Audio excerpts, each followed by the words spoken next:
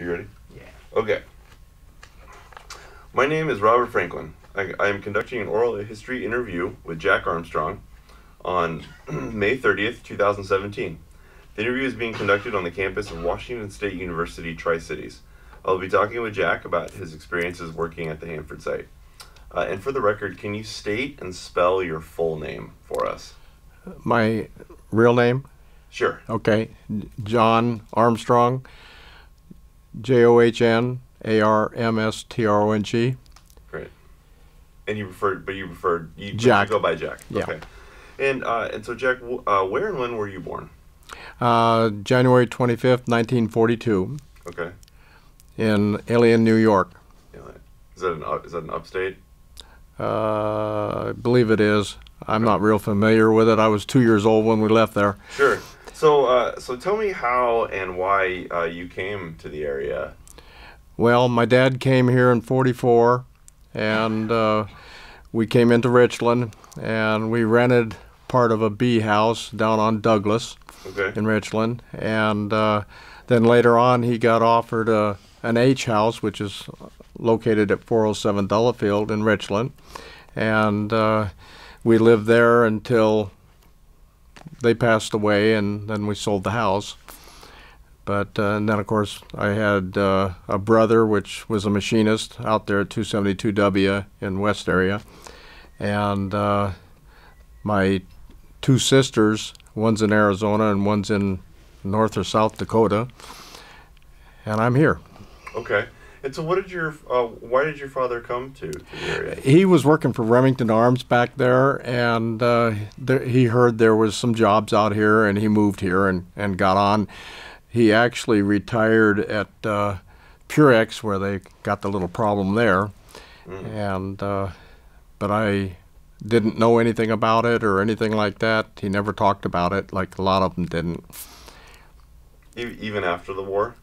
Yeah, it was just, he had a job, just like when I tried to get on out there, I just took whatever I could get, which was in the mailroom in the carpool out at 100 N and 63.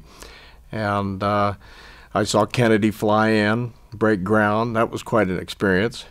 And then over the course of years that I worked out there for 39 years, I held about 7 different jobs because I got bored where I was at, and I did road crew, I did bus driving, stores delivery. I mean, I just had the best of it all as far as I was concerned.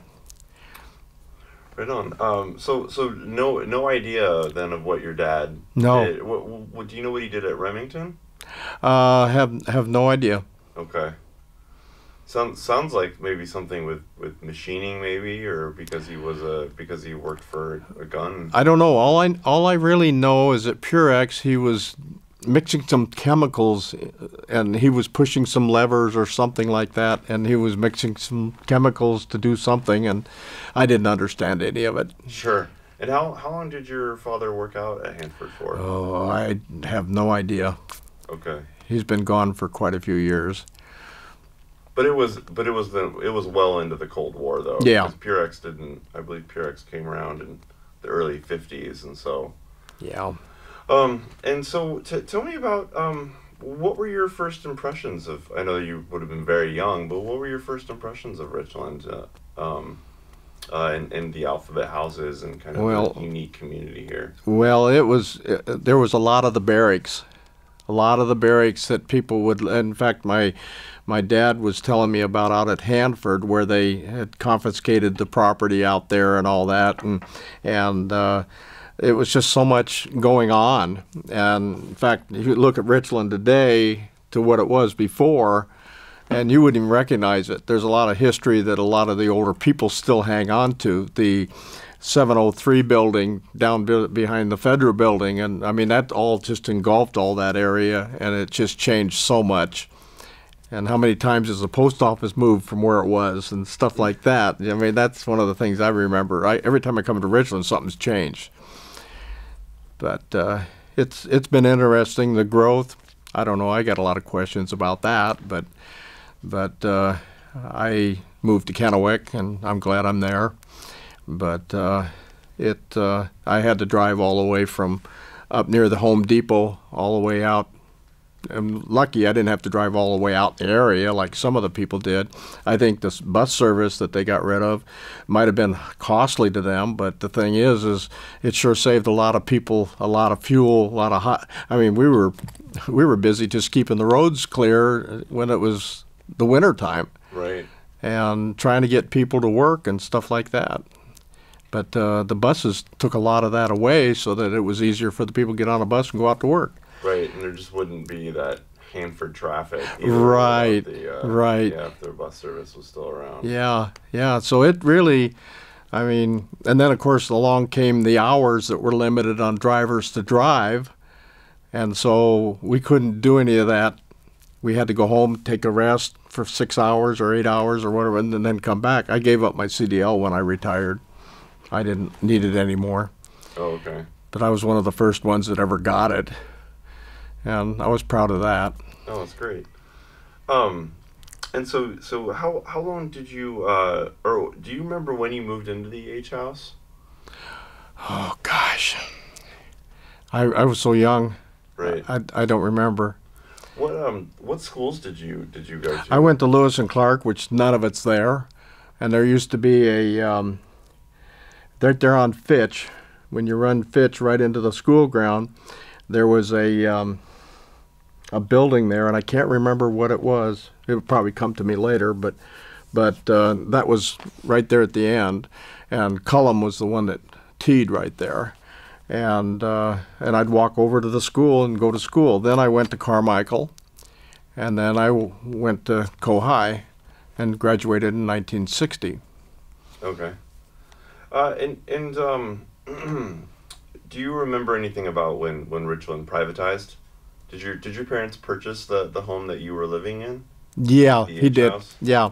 Oh, okay. Yeah, and we dug the basement out and added to the basement and all that compared to what it was. Most of the houses, the B houses and the A houses and all that, had part of a basement that was still dirt or sand or whatever you want to call it. Right. But, yeah, a lot of good memories.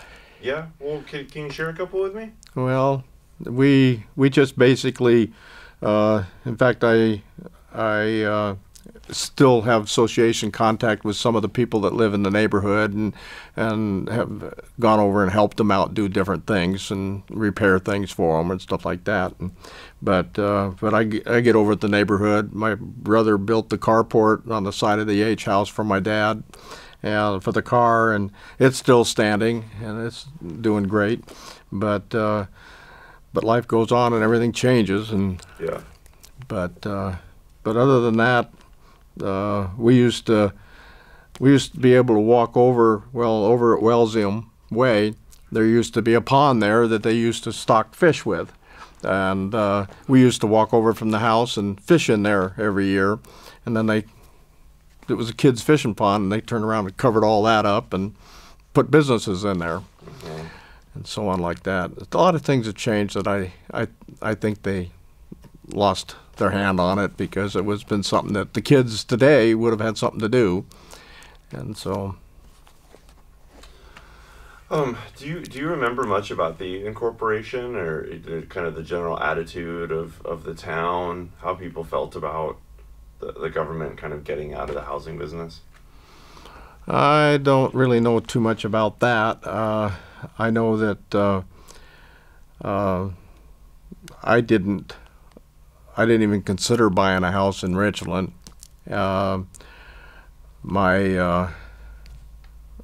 My first marriage, we bought a house in Richland, and then when we divorced, I moved over to Kennewick, and that worked better for me. But I still know a lot of the streets and which way to go and all that stuff. Do you remember? Do you have any memories of us doing civil defense drills when you were in? 'Cause you would've- In school, we were in Lewis and Clark. We'd always go in and line up in the hall and lay down and put your hands on over your face and all that stuff. And yeah, that was interesting. Because you would have been in school then, really during that high point, the real high point of tensions between the U.S. and the Soviet Union. Was that ever talked about often, or and was it still How much did you know about what went on at Hanford I had at no that I time? had no idea. No idea. Had no idea.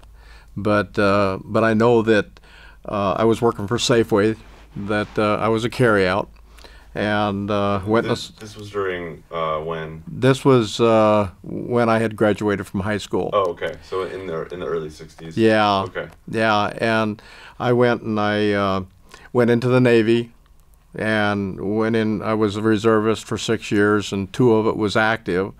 And wouldn't you know, I get stuck in Hawaii at Ford Island. Poor Yeah, guy. I know.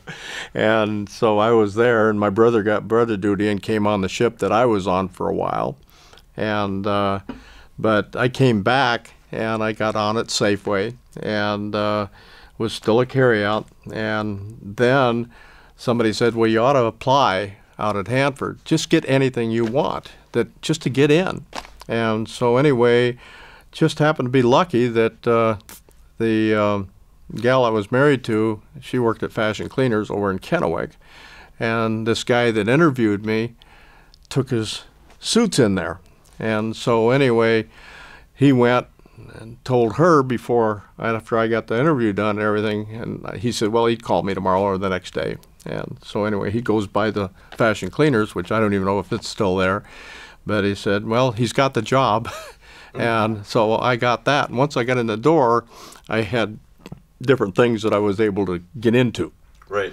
And so what was your first job out on site? Yeah, it was mailroom in the carpool. I took care of lubing the vehicles to the garages and stuff like that, and also delivering the mail to 105, 1100 building. Let's see, I can't remember the other ones, but there's numerous buildings there that I would carry mail to, and I had that responsibility. And I had a clearance where I could have people sign for things that they were mailing from one place to another, and I would make sure that whether they were secret or whatever, I would deliver them. Had no idea what was in there, didn't care, just delivered it. Right. And then there was a guy that they were going to be laying off, and this guy was a control room controller, and he couldn't do it down in the Feder building in the mailroom, so he wanted to switch with me so that I could do the mail down there, and he could possibly get, and then everything fell apart for him, but I walked right into it because I got the job downtown, and then I put in for a lube and tire job. Yeah, it was a lube and tire job out there at 1170 building, and I drove bus for 5 or 6 years. Totally loved it. It was a ball. What did you love about driving a bus? What I like? Well, yeah. What did you love about it? Well, you got to know the people, and it was just a lot of fun. I got rotated around the areas, so I would be able to. I had to know all the routes. In fact, the thing is what a lot of people don't realize is that all those bus drivers had to had to memorize the routes in town, and Richland was the only one that would take the routes through the town. Mm-hmm. And so it took a while to know them forward and backwards. If somebody changed the color of their house or something like that, you had to make sure you knew that house was changed colors, so you didn't want to make a wrong turn. Mm-hmm. And plus, then you had the routes out in the areas which you had to run. And they had it set up to where when you get to the main gate, one goes this way and one goes this way, and they crisscross, and then they meet up at the front of the area. And some of those drivers would get out of some of those buses, leave them there, and get in the bus and go back to town. And then they'd be off for 4 hours during the day and then be on in the afternoon to go back out and pick up their bus and bring the people in. It worked really good. I really liked it a lot. And then I turned around and put in for the road crew. And I did that for 5 or 6 years. Totally loved that. And describe road crew to me. What kind of activity? Okay, you pump septic tanks out there. Okay. It's not the best job in the world, but somebody's got to do it. And then we patched sidewalks, roads, small things that we did. Sprayed weeds out there. Since then, they've turned around and put it into where they have a little more advanced equipment to do that. Believe it or not, we were out there with an old tractor on the front of a tank, and there was somebody on the back with a hand wand, and somebody was driving the tractor, whether it was me or somebody else. And we'd drive through and spot spray or whatever we were doing. And since then, they've actually went and put helicopters or whatever out there, and they spray and do so much quicker job and better job than what we can do. And but we pretty well did it all, especially when winter time came. We had some salt mixed in with the sand so that it wouldn't freeze. But the thing is, a lot of people didn't seem to understand, and I learned a lot from this guy that came in there from Idaho, and he was my boss for a while. And he said that actually, he said the salt only works down to a certain degree, and after that it's no good. And then they had dry pavement blades, which they finally eventually got away from. But they were, I thought, a lot more cost effective because you didn't have the shoes down there that would wear out. And but they changed with everybody. They switch out with managers and stuff like that. Everybody's got a different idea. And but we'd be out there all night trying to keep people to where they could be safe going out to work. There was one night that I was called out there, and it was just below the East Hill. And we had heard that there was a gal that was coming from the power plant there at West area, and we all knew her. She was coming down the road and slid off the highway. And anyway, I was the only one out there, and I was going down the road, and I thought, well, I'll stop and see if I can help her. Well, I put on the brakes, and I didn't stop. And I mean, I had a whole load and everything on, and I was just sliding down the highway, and I got out and had to hang on to the dump truck because it was so slick out there. And so I finally figured out that that's what was going on, so I started sanding there, and that helped. And then there was another time that a lot of people were having, they called it the first railroad crossing past 300 area. And we were told that there was people having a heck of a time making out of that little hill. And so anyway, I whipped around and started spraying the sand right down in front of them, and they just all started moving. Made me feel really good, like I did something right, you know, and yeah. It's always nice that you get appreciation from people like that. But it just gave you so much enjoyment doing a lot of that stuff. And some people out there had a lot of that with some of the jobs they did. But that's one that I really liked. But I just get bored after a while and decide to jump into something, and I got out of the road crew and ended up going into the warehouse that all the main stuff came in there, and they got sorted by the storekeepers and stuff like that, and then it would be we'd put it on our trucks, and we'd have 28-foot trailers with side racks that would lift off, and we would turn around and deliver it to the different places that we'd go to. I was delivering 200 West for about, I think it was about 6 years, or 16 years. 16 years I did that. Oh, wow. And that's where you got your CDL? I actually had to get it, I think that's where I got it from, yeah. Yeah. And how was that? How was the warehouse work? It was okay. We would load up, well, they come up with the idea that they all needed water out there in the project. And I never agreed with that, but they would say that some of the pipes were rusty and all this kind of stuff, and they've got all kinds of filter plants out there and all this. And we took a tour, the wife and I, and the guy went by with our bus, and he was saying, well, they're building a filtration water plant here. I says, oh, is that for the water, so you don't have to buy bottled water? And he says, no, it's for something else. And I thought, there was one trailer that specifically started that years ago, and the big 5-gallon, and they're heavy. And the thing is, you take a pallet or two out to somewhere and deliver it to them. Well, people were having to lift them and put them on top of their little cooler things. and but it gave us a job, and we did a lot of janitorial supplies out there in the area. We paper, you name it. I had a combination of steel and some of the paper goods and stuff for different trailers and stuff like that. And I enjoyed the big part of that. I had a lot of people that when I was gone, they were glad I got back. And there's several drivers that had that same situation.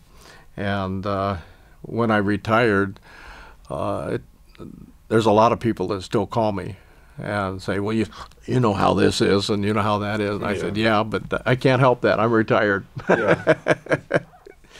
But I tried to make friends with people that I worked with and stuff like that, and I enjoyed most of it. I really did.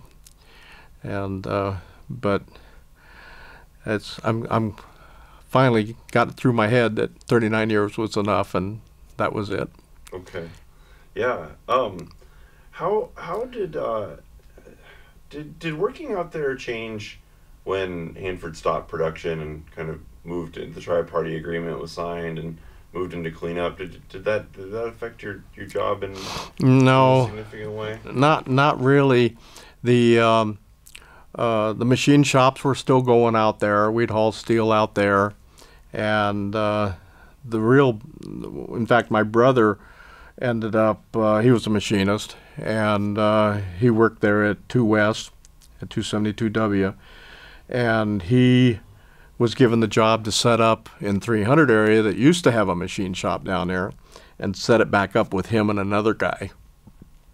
And they did a lot of machine work down there, a lot of it. And so it really didn't change too much. There was always special things that had to be made. And I was amazed. I would go into the shop to make my delivery where he worked, and I was really amazed some of the things they can make. And it just took me, I couldn't believe it. And there was different things that he could do that I couldn't even think of doing. But then, of course, he couldn't probably jump in the truck and deliver like I do either. But the thing is you see so much that other people do. And I would go into PFP, where the plutonium finishing plant was, and they would check me up and down and everything else. And I'd meet the storekeepers that would take the material as I went into the area there. And it was just so much that you had to be an in-between between the warehouse and the people that you were delivering to. And the thing is I enjoyed that part. I always have enjoyed that part. And so it's just like the buses, the same thing. It was so much fun. And I was glad I got out of it before they shut everything down, because all those drivers that didn't have seniority went out to the area. And that was extra driving and all that kind of stuff. And they took all that away, because they used to be able to get a certain amount of money toward the fuel that they were having to drive out to the area, but they took all that away. I can't remember what they called that, but it was some extra money that they were getting, and then they took it away. For folks that have to drive out there, yeah, like a mileage cost. Oh yeah, and the thing is one time, well, since we got moved down to, I got moved to the warehouse. The guys out in the area would need to call some drivers to drive out there and get some of the salt on the sidewalks and stuff like that.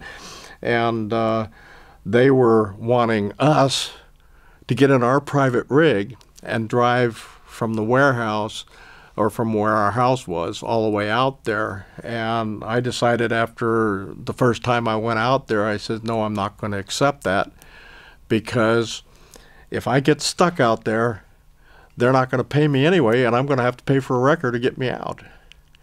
And so there was no real consideration, for the person that was going out of their way to do their job.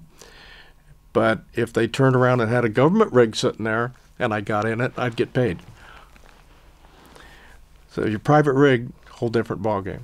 Right. I think they've taken a lot away from some of the people out there. And the machine shop, I don't know if I think it's gone out there. They moved it over to Pasco, and all the guys with it.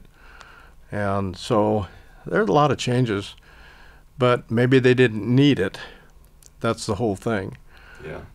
But so many things have changed. The wife and I took a couple of tours out there, and she really enjoyed it because she's from the other side of the mountain. So this was all new for her. And of course, I could explain some things to her, but some things the narrator had to explain because some of it's just changed. But Which tour did you take? we took the B tour. Okay. That was the best one I could tell her to do because you get to see just about everything. In fact, the old bank down there in Hanford, I don't know if it's still there or not, or if I know they fenced it because people are going in there and taking things out of it, I guess, or whatever.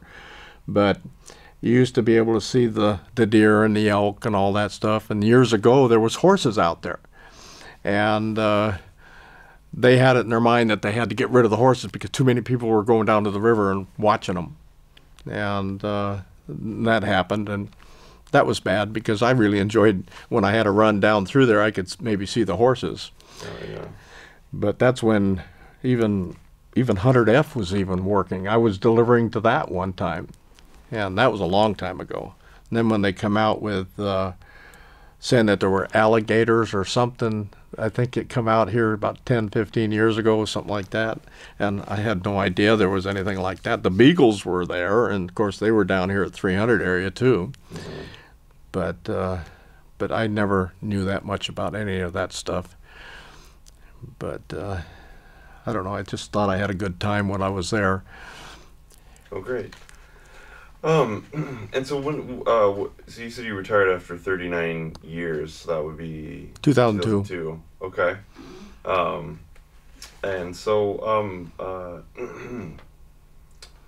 let me see here. We covered a lot of my questions.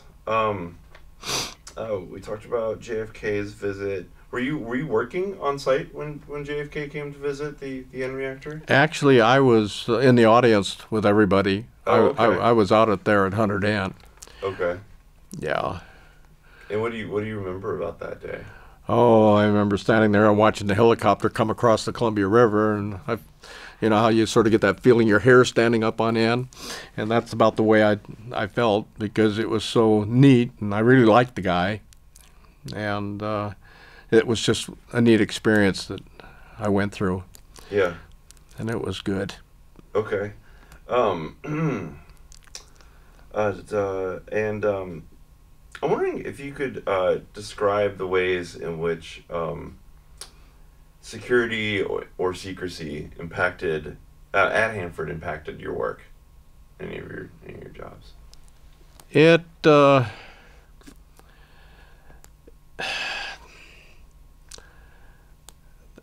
well, there was one time that they actually brought the dog in down there at the warehouse, and they would go through the packages, just walk the dog through there. They started doing that before I left, and it was amazing what the dog could do. That's what sort of blew me away. And we had a picnic down at near the pumping station there in North Richland. There was a park down there, and they had the dog there, and the guy took the clip from his pistol and stuck it out in the parking lot on top of a wheel, and that dog walked right over there and found it. Never saw him do it or nothing, and I thought, wow, that's cool. And so they were really emphasizing that you don't want to bring anything on there. And I asked the guy, I says, well, if I had a pistol in my pickup that I drive to work, would I be in trouble if you found it? And he says, well, it's on our property, so you'd want not to have that. Well, there's some people that do that. Mm-hmm. And anyway, as it worked out, I went home that night and made sure I didn't have anything under my seat. But the thing is some of the things that the average people don't know that those dogs can do, and that's what they relied on. There was one incident that when I was driving out to 100N, there was a guy named Cotton. He was a patrolman. He was charged with letting a van come through the barricade, because there's a lot of vehicles in the morning going through there. And so anyway, I went from 100N over to 100D, and I noticed this van sitting off the side of the road, like there's some people out there trying to tie something down. And I went over to D and did something, came back, went to 100N, and went in and told the patrolman I saw a van sitting over there with some people tying something down to the roof. I said, they didn't look like they belonged here. And so anyway, gave them my name and everything. Well, then I got a phone call. They charged their own patrolman with letting them through. They had no proof of it. And it was really sort of funny. And I hope I don't get in any trouble with this, but it's a long time ago. But the thing is I went down to the Federal Building, and they had a hearing with Cotton, and they had me as a witness. And they said, well, which way would you have thought that van would have come in? The Yakima barricade or the Y barricade? I says, I have no idea. I says, I don't know. I know it was aimed toward 100D, but I don't know which one they could have come in. And so anyway, these guys were bringing charges against Cotton, and they said, well, you got to say that, you know, he was the one that did it. Well, no, I can't say that. And so anyway, we went to take a break, and those guys that were in the Federal Building, they had their badges like here, and or no, they pulled them out of their pocket and put them on them when they went through the security thing. And I thought, well, why aren't they wearing them all the time? That's what we have to do when we're delivering mail or whatever. And the union person that was defending Cotton said, don't say anything, we're doing fine. And I said, well, that makes me mad. They have these ideas, but they don't follow through on them. And so do as I do, not as I say type thing. And it just gripes me no end. But I got him his job back. And he thanked me very much for that. He says, you stood up for me. He said, they were going to can me. And he was old enough to retire, but he just didn't want to retire. So he's probably gone now, but I felt good that I was able to help save his job. Any idea what the people in the van were doing? Did that ever come up? Or? I think they got through, and somebody just didn't do their job. That's all it was, plain and simple.